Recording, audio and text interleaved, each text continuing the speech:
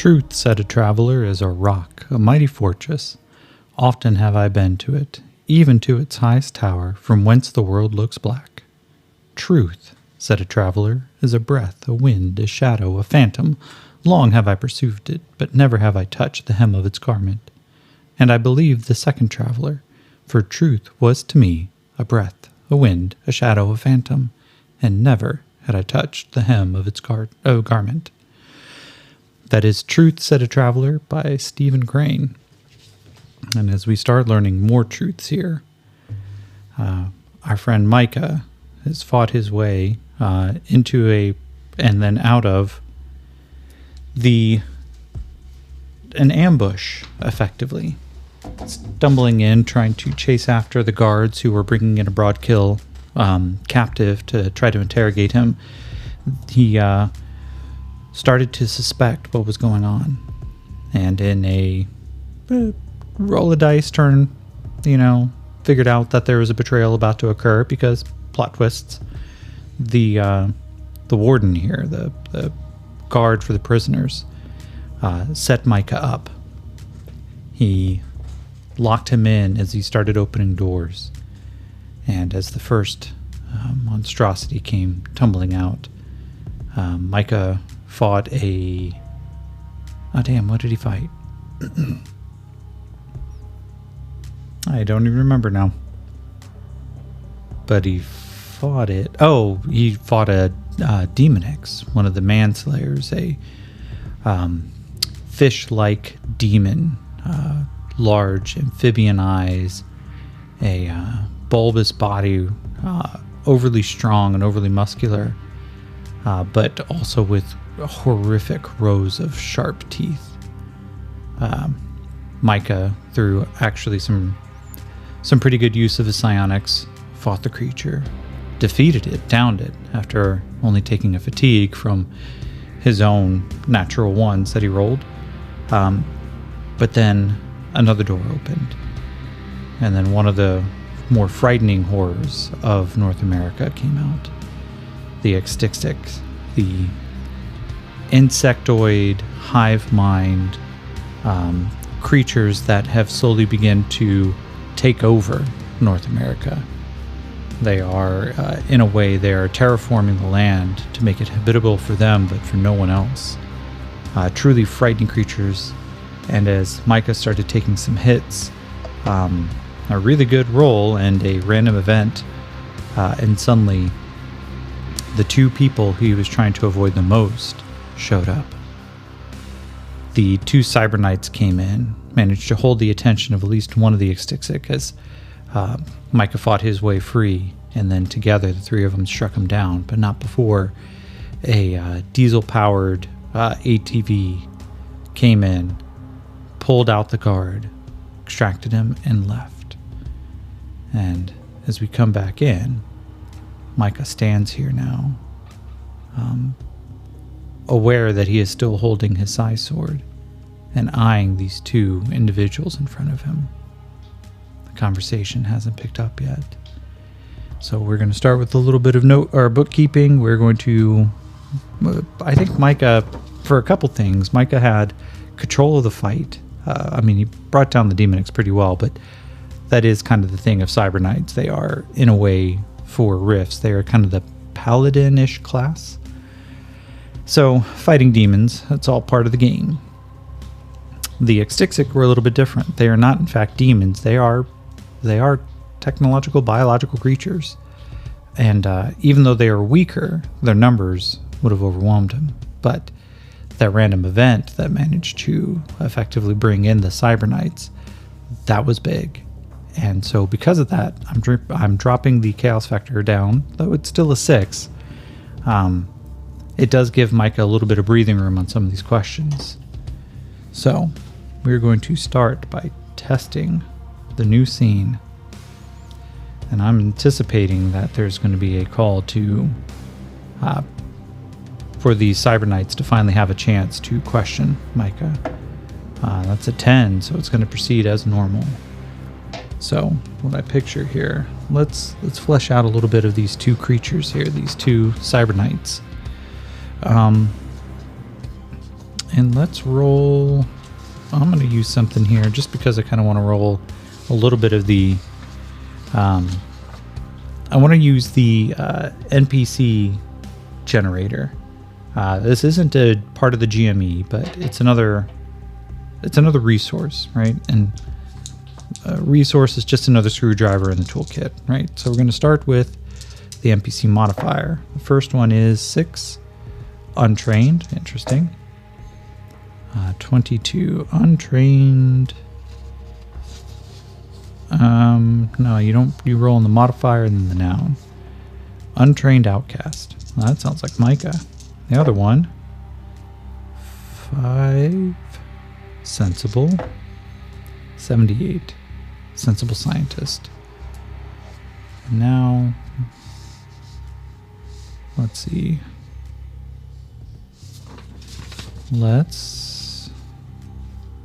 Motivations. 84. Operate. 98. Operate old religions. Okay. And 78. Depress. 45. Pain. Okay. Oh, here we go. All right. Let's get a fate question in. Are these cyber knights, in fact, a actual cyber knight and his ward, his apprentice? I'm going to say this is, given that, I'm going to say it's likely. So it's 75. That's a 3.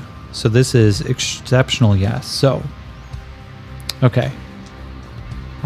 Were they in fact sent by Lord Coke?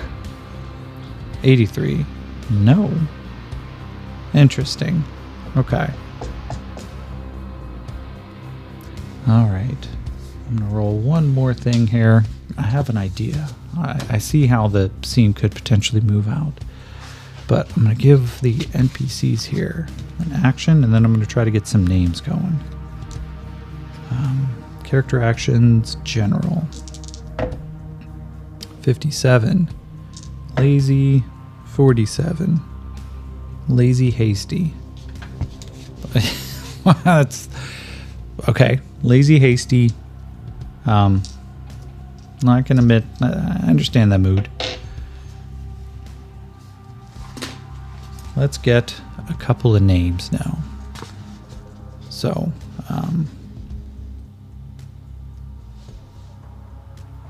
let us roll. 88.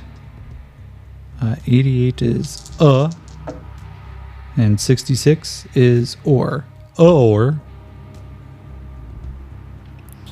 Okay. And then the other guy, 29, et. 84, et though. All right, so I'm gonna come up with the names here. I'm gonna modify what just rolled a little bit, and I think I know the direction that this is gonna go. So, I'm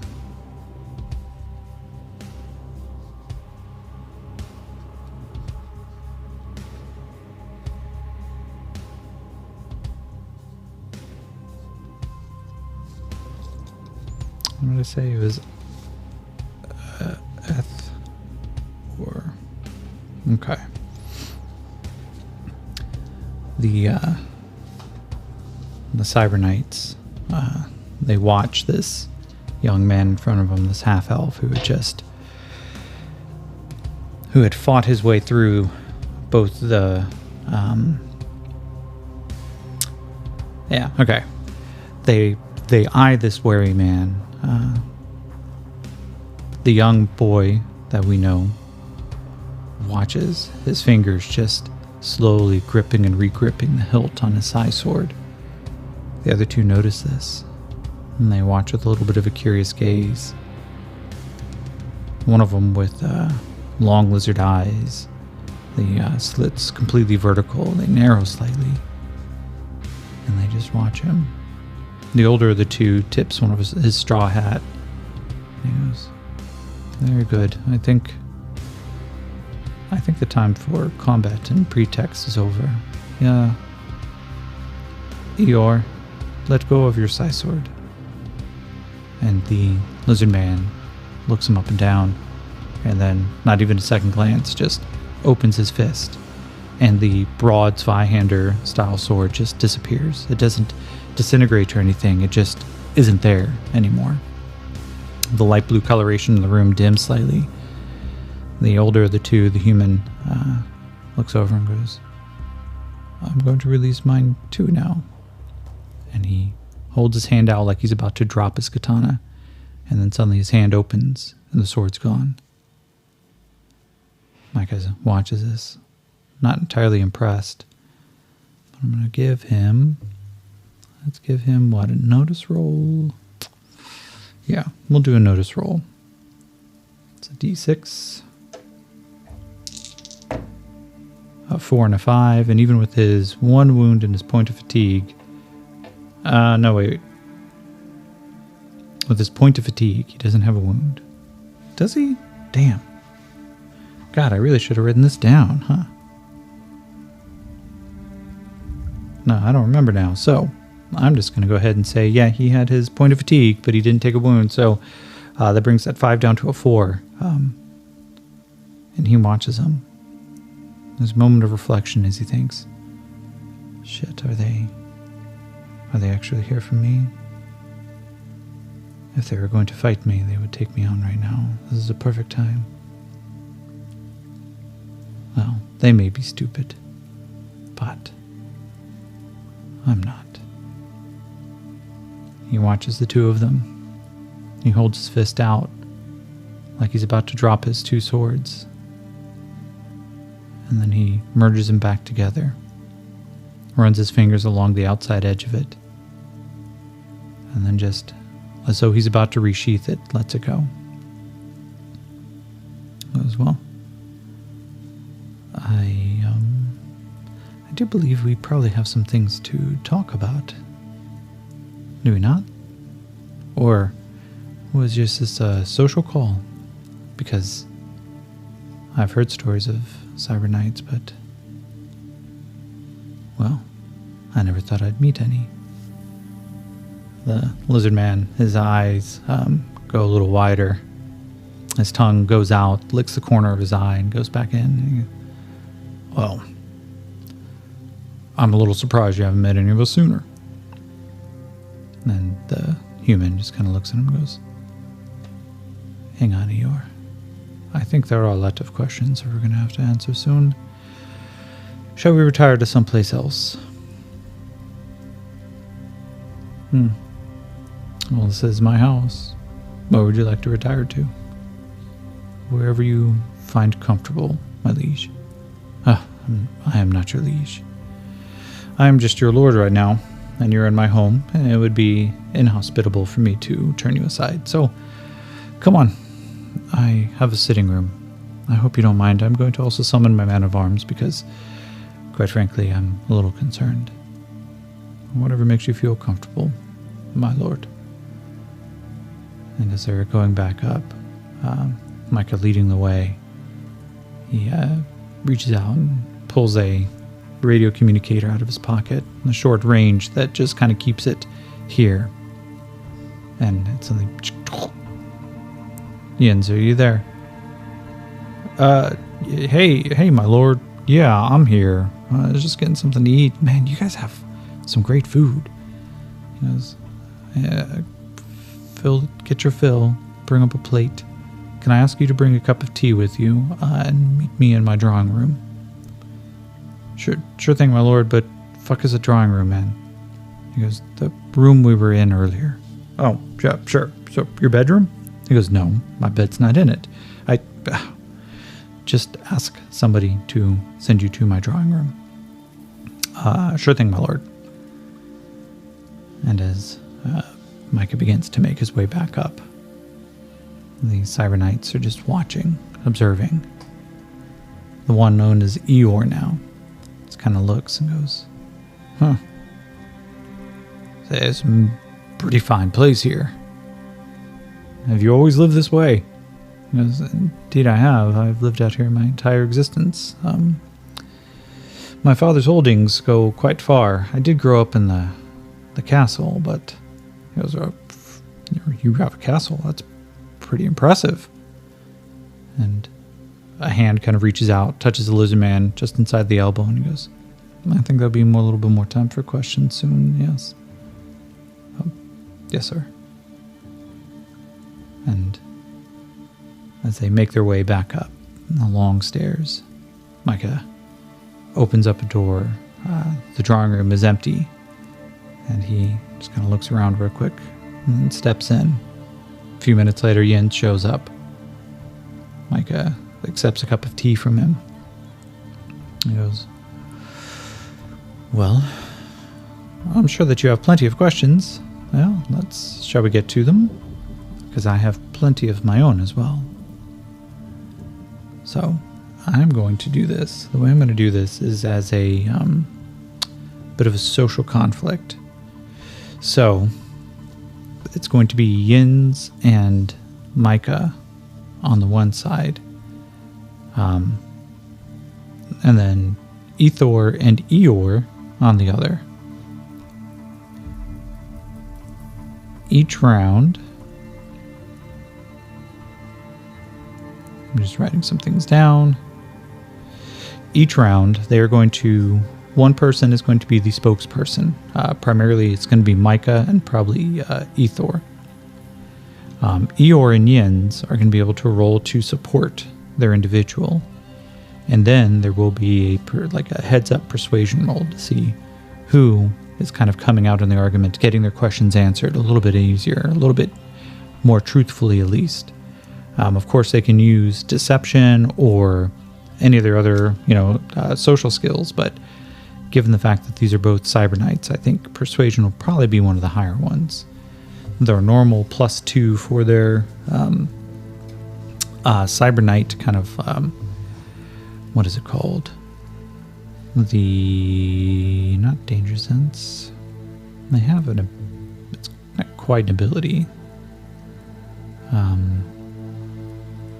The Reverend Protectors. Now, these Reverend Protectors, it's normally when they are talking to common folk, and that they're recognized as the Cyber Knights. So, that will be part of its own thing. However, Micah has a unnerving presence as part of his hero's journey, which gives him a +1 on the checks, and he also has the empathy power, which he may try to reuse, or try to use at all. Now, his power points are starting to get a little low, so we are going to recognize that as he's starting with 7 power points. So, we start off here. These two stare each other down. One raised in the castles, the other somewhere else. And as Micah looks him up and down, Ian just kind of looks across and goes, so, what's going on here, Chief? Are these guys bad guys, good guys? And Micah turns and goes, I don't believe they're bad guys, but I don't think that we are in the presence without danger. And so I'm going to give Yin's, I'm going to let him start with a,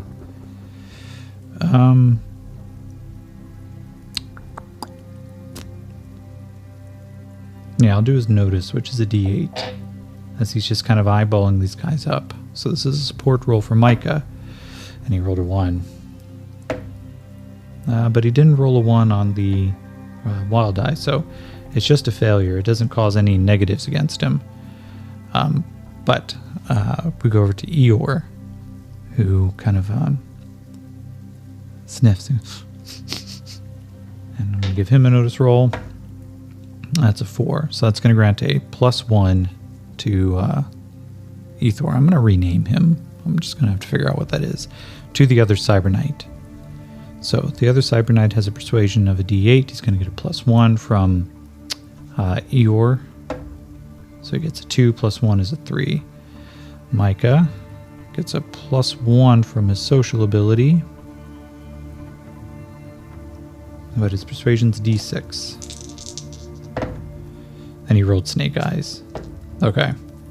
So that is 1 success now for the Cyber Knights. They kind of look each other up and down. And The elderly of the Cyber Knight looks at him and goes, well, I think the most obvious question is, where did you get your training from? And Micah looks him up and he goes, well, why, whatever do you mean? My sister and I came by these abilities perfectly normally. He goes, so your sister trained you? And Micah just, fuck. Indeed. She trained me in these capabilities that we have passed down. So we will go into the next round.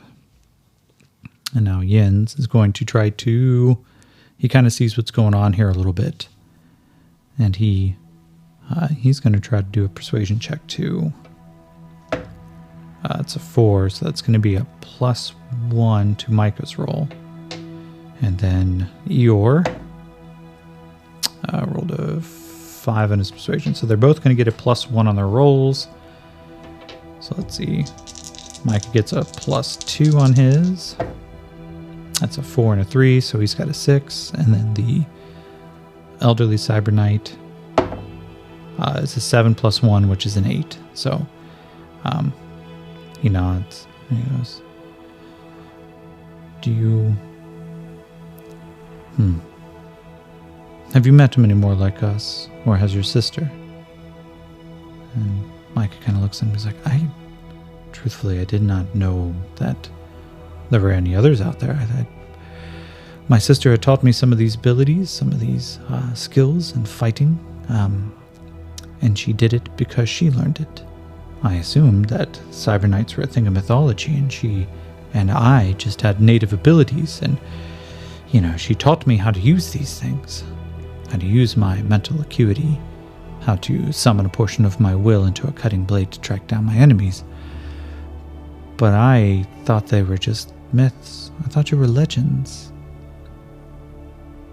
And the elderly just nods and he goes, so you did believe in us, and your sister taught you these abilities, but you do not know where they came from, which means your sister did not tell you.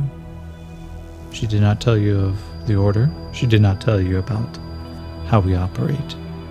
And I have a suspicion that she may not have been completely truthful on where these abilities came. Micah looks and... Wait. What do you mean where these abilities came from? We're going to go to the last round. And again, as Jens is trying to support his new gravy train, he rolls a 5, so he's going to get a +1. He goes, Micah, what's he talking about, man? You know what Cyber Knights are, right? And then Eeyore looks over to him. Oh, rolls a 1. Doesn't roll snake eyes, though. He goes, so you see, everybody knows what Cyber Knights are. And the two actual Cyber Knights stare at each other. And now, so Micah's going to get a +2. The elderly Cyber Knight's getting nothing. But the elderly Cyber Knight gets a 9 total after his die blows up, and Micah gets a 7. So Micah watches him, and the elderly statesman sits forward, and you realize that there is a very calm presence to him. Micah begins to wonder if he too has some of the abilities that he does. I'm going to give Micah a chance here to roll empathy. So this is going to be his psionics, which is right now a D8. He uses 1 ISP. So it's 6 and a 6, but the 6 blows up. So that's a 9 total. And now the other one has to roll his spirit.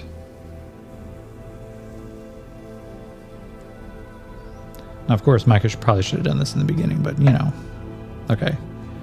Micah begins to pick up a little bit of what's emanating from this creature. He senses common curiosity, but he also senses a calmness, a placidness, There's a nervousness that rides underneath it all, but it's not enough. It's like seeing the reflection of colors underneath a solid piece of glass. They ripple and move as though light is underneath it, but the truth is, it's beautiful and haunting, and there's no texture to it. Micah looks at him and he goes, He sits back a little bit. He goes, "You are attempting to tell me the truth. You haven't answered any of my questions yet. But I seem to be at a disadvantage. I do not want to betray my sister." And the elderly statesman leans forward and goes, "I'm not going to ask you to betray your sister if you feel what you're about to tell me is a betrayal. What I am going to ask, though, is just for some truths, because there is a mystery here. And I want to gauge on where we all sit. I think it's important. I think it's the right thing to do. And I want to tell you, specifically, you are not in any trouble." Very well. He takes a sip of his tea as I take a drink of water. And Micah sits back in his chair a little bit. He turns his head, looks out the window. There's a flutter of wings as he sees a small songbird land on the sill before taking off again.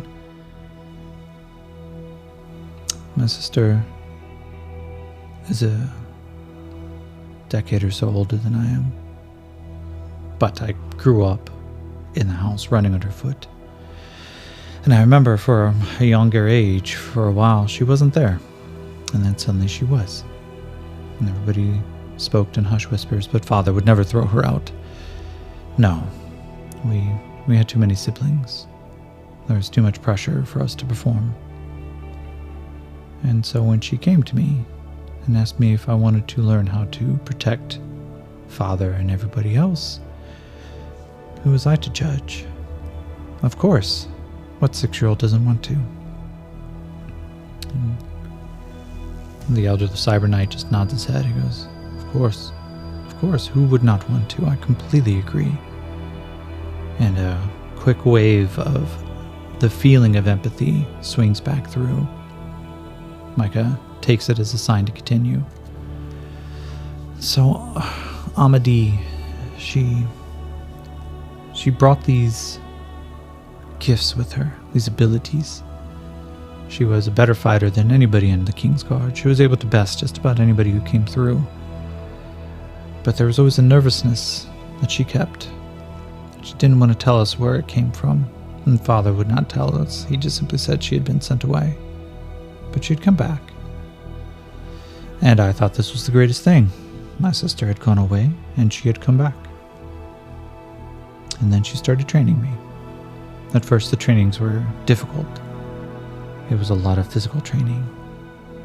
Night times were spent reading histories, discussing the various topics of philosophy, understanding, what it means to be sentient, and also what it means to be calm. Those are some of our tenets. So she has taught you the bare basics. You are fitting what I'm expecting, but there's so much more to unpack from this. And Micah leans forward, a little excited, and goes, "What do you mean by that? You say this, and I don't understand. Answer me truthfully. Has Amadee done anything wrong?"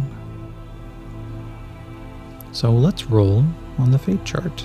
We have an idea, but are these cyber knights aware of what Amadee may have done? I want to say it's very unlikely, but that's a 35 or below on a chaos factor of 6. 40. So the elder goes, "I have not heard what... Why don't you tell me what she has done?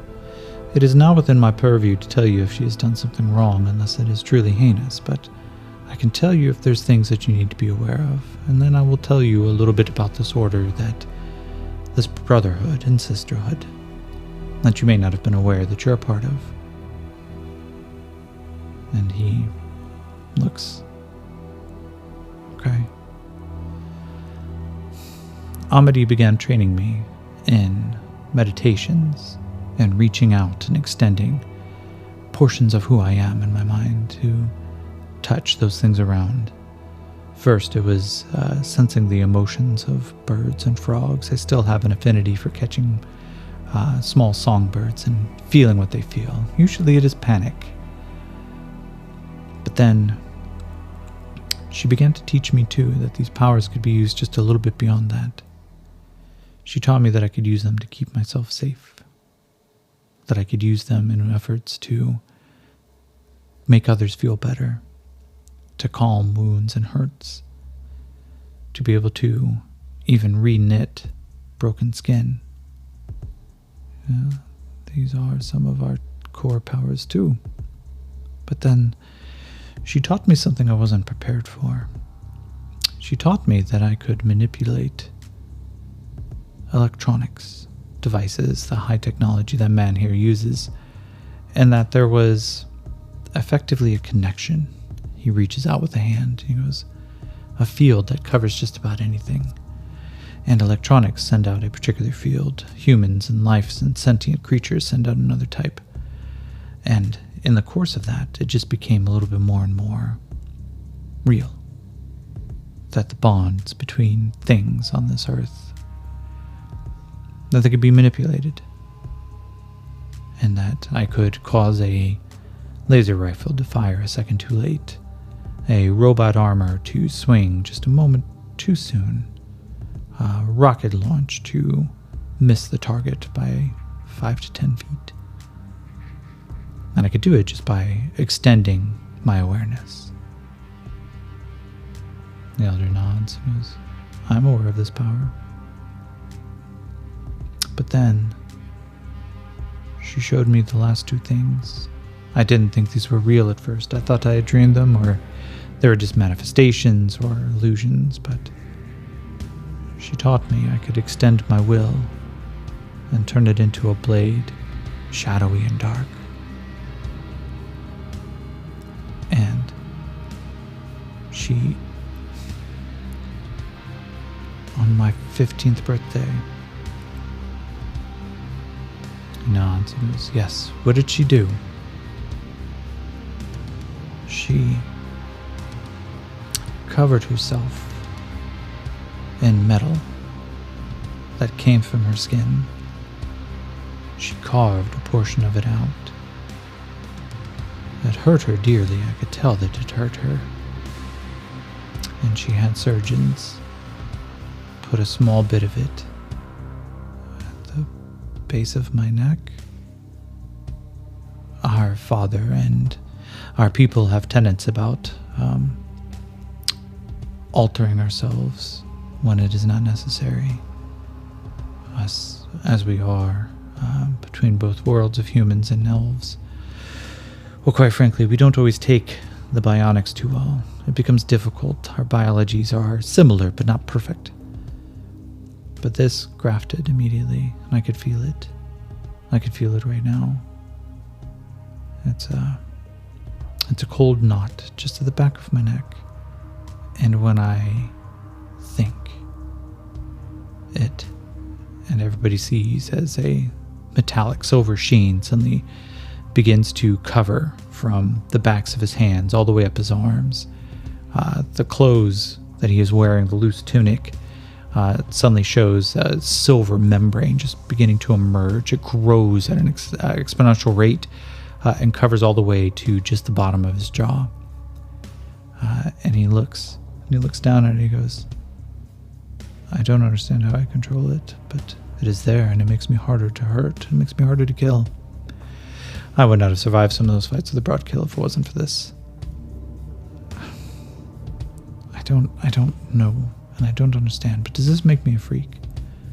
And as he looks over, both Eeyore and the Elder are suddenly covered in the same metallic scales. The Elder stands up. He goes, I wish you to draw your size sword for me. I had seen it when we had battled, and I have no desire to fight you, but you call it black, and I wish to see it. if it is permissible to you, my lord. Okay. I'm going to give him a spirit roll of a d8. 6 and a 1 with the -1, that is 5, so that's a success. Micah holds his fist out, and suddenly that blade appears. It is smoky, but almost with a metallic sheen. It looks solid enough outside of the fact that some of the light begins to scatter through it coming in from the window. Micah swings it with an effortlessness. It feels weightless in his hands, like an extension, like he can just point his fingers and the blade will go wherever he wants it to.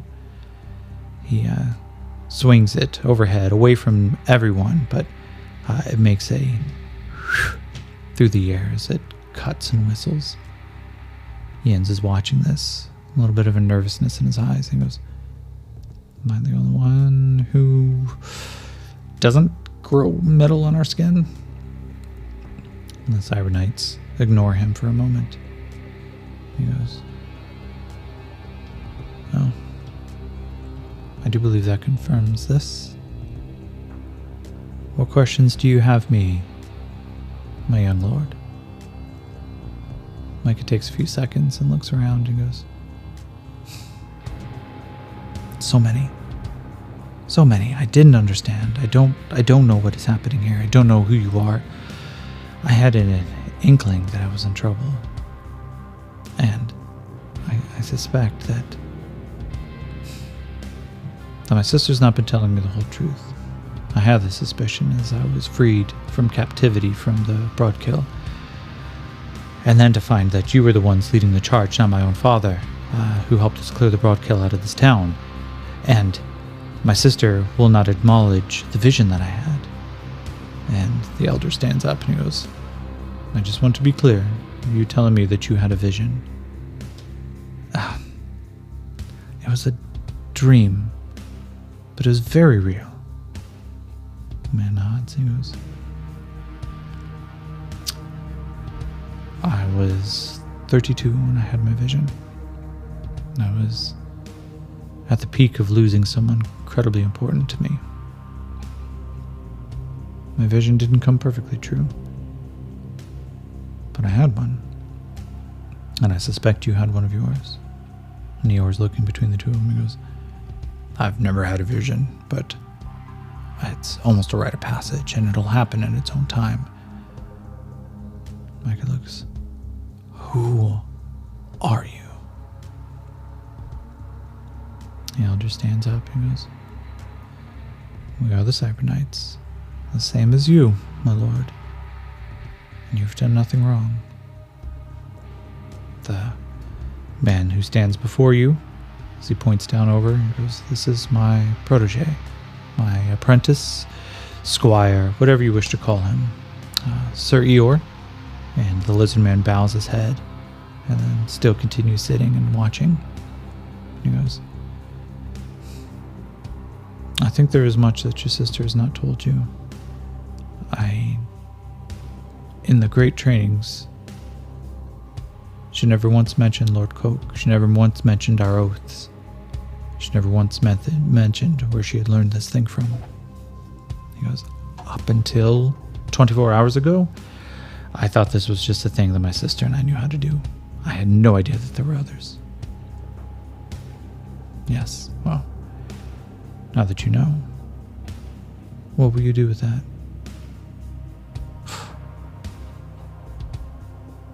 "I don't know."